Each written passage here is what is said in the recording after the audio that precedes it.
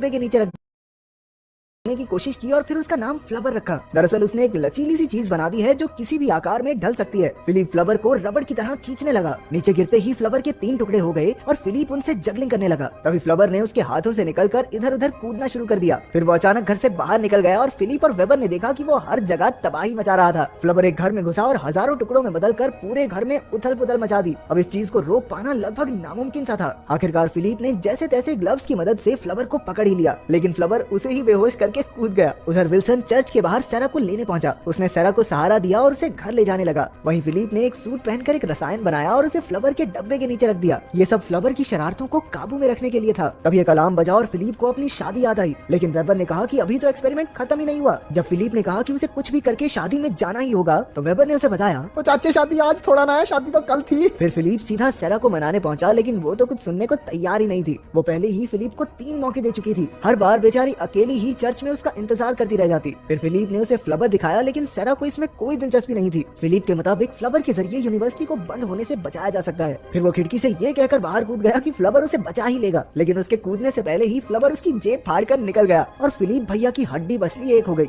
इसके बाद हम फिलिप के एक स्टूडेंट बेनेट को देखते हैं, जो चेस्टर नाम के एक बदमाश का बेटा था। उसने घर जाकर अपने बाप को बताया कि उसे बास्केटबॉल टीम से निकाल दिया गया है और वो केमिस्ट्री में भी फेल हो गया। चेस्टर ने अपने मुस्टंडो से पूछा, हाँ भाई बताओ लड़का फेल कैसे हो गया? तो उन्होंने कहा कि शायद टीचर को फिर से सबक सिखाना पड़ेगा। वो दोनों फिलिप के घर पहुंचे, जहां फिलिप एक और एक्सपेरिमेंट कर रहा था। मुस्टंडो ने खिड़की से देखा कि फिलिप ने फ्लवर की क्रीम बनाकर एक बॉल पर लगा दी और जैसे ही वो बॉल नीचे गिरी, वो भी फ्लवर की तरह कूदने लगी। अचानक वो एक मुस्टंडे के सर पर जा लगी और उसे नीचे गिरा दिया। फिर फिलिप ने एक भारी बॉल पर वो क्रीम लगाई और अनजाने में दूसरे मुस्टंडे को भी घायल कर दिया। इसके बाद हमने देखा कि उसने अपनी गाड़ी में कुछ बदलाव किए और अपने रोबोट के साथ हवा की सैर करने लगा। थोड़ी देर इधर उधर घूमने के बाद उसने ऊपर से सैरा का घर देखा, जहाँ वो विल्सन के साथ शराब पी रही थी। उसे विल्सन के साथ देखकर बेचारे प्रोफेसर भैया का तो दिल ही टूट गया। जैसे ही विल्सन ने सैरा को चूमने की कोशिश की, सैरा ने अपना चेहरा हटा लिया। फिर उन्होंने इकट्ठे अपने स्कूल की बास्केटबॉल टीम का मैच देखने जाने का फैसला किया। उधर गुंडों ने चेस्टर को जाकर बताया कि वो प्रोफेसर इतना सीधा आदमी नहीं है, भैया एकदम स्ट्रेटेजिकली मारा, बहुत डेंजर आदमी है। वहीं फिलिप को परेशान देखकर उसके रोबोट वेबर ने कंप्यूटर पर कुछ चेहरे जोड़कर एक आर्टिफिशियल औरत बनाई और उसका नाम रखा सिल्विया। फिर उसके जरिए वेबर ने फिलिप को चूमने की कोशिश की,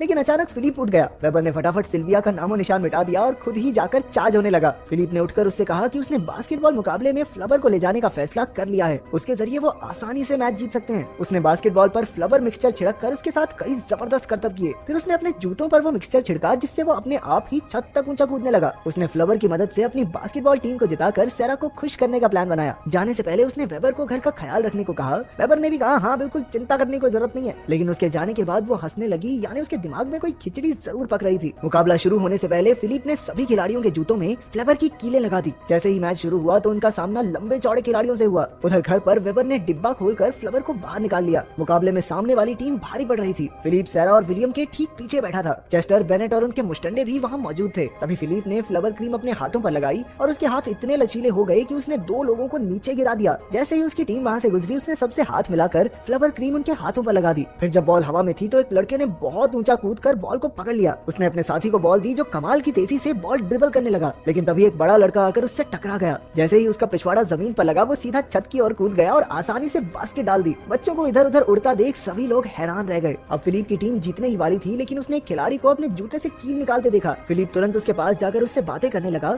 और उसके जूतों पर फिर से क्रीम लगा दी। फिलिप ने सभी बच्चों से कहा, सालों अब भी नहीं जीते ना, सबको पेपर में फेल कर दूंगा। अब समय बहुत कम बचा था। आखिरकार एक बच्चे ने हवा में गुलाटियां खाते हुए बेहतरीन तरीके से बॉल को बास्केट में डालकर अपनी टीम को जिता दिया। चेस्टर ने हिसाब लगाया कि इसमें जरूर फिलिप का कोई हाथ है। उधर फिलिप ने जाकर सैरा को बताया कि फ्लवर की वजह से ही वो ये मुकाबला जीते हैं, लेकिन सैरा उससे अब भी नाराज थी, तो उसे ज्यादा भाव न देते हुए वो वहाँ से चली गई। रास्ते में चेस्टर ने फिलिप को उड़ती हुई गाड़ी में बैठे देखा। वहीं घर लौटते हुए बेचारा फिलिप काफी दुखी था और उसने वेबर से कहा कि शायद वो सैरा के लायक ही नहीं है। सैरा उसके दिलो दिमाग पर राज करती है, लेकिन फिर भी वो अपना प्यार जता नहीं पाता। अब वेबर ने उन्हें फिर से मिलाने की ठान ली। वो उड़कर सैरा की खिड़की तक पहुंची और उसने फिलिप की सारी बातों की रिकॉर्डिंग दिखाई। फिलिप का उसके लिए प्यार देखकर सैरा की भी आंखें भर आई। सैरा ने फिलिप के घर जाकर उसे चूम लिया। फिर दोनों ने उड़ती गाड़ी में बैठकर फ्लावर के जरिए यूनिवर्सिटी को बचाने की तरकीब लगाई। जैसे ही वो लौटे तो चेस्टर और उसके गुंडे उनके स्वागत के लिए खड़े थे। चेस्टर ने उन्हें काफी पैसों का लालच दिया, लेकिन फिलिप ने कहा कि ये गाड़ी बिकाऊ नहीं है। चेस्टर ने यूनिवर्सिटी का कर्ज माफ करने की भी बात कही, लेकिन फिर भी फिलिप नहीं माना। अगले दिन गाड़ी खेतों से उड़ती हुई फोर्ड के ऑफिस तक पहुंची। उसके बॉस ने फिलिप का डिजाइन देखने से इनकार कर दिया,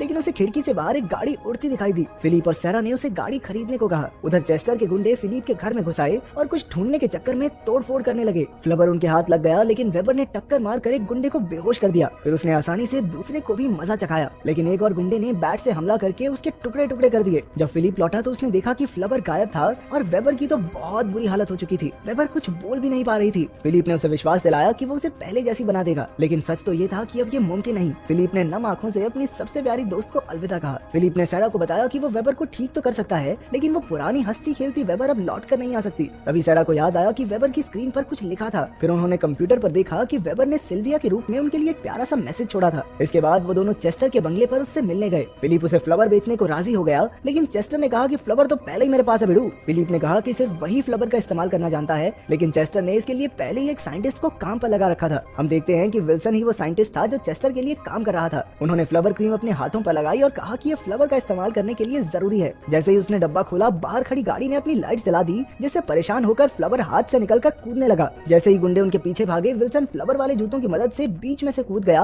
और दोनों गुंडे टकराकर गिर पड़े। जब विल्सन ने सारा का हाथ पकड़ा तो सारा ने लगातार 50 मुक्के उसके मुंह पर मार दिए। किसी और की गर्लफ्रेंड का हाथ पकड़ते कमीने हरामी गिले। आखिरकार उन्होंने जैसे तैसे फ्लावर को पकड़ा, लेकिन वो कूद कर विल्सन के मुंह में चला गया। अचानक वो अजीबोगरीब हरकतें करने लगा, क्योंकि फ्लावर उसके अंदर ही कूद रहा था। अंत में फ्लावर उसकी सारी नलियां साफ करके उसके पिछवाड़े से बाहर निकला और बेचारा विल्सन बेहोश हो गया। अगले दिन खबर छपी कि फिलिप ने यूनिवर्सिटी को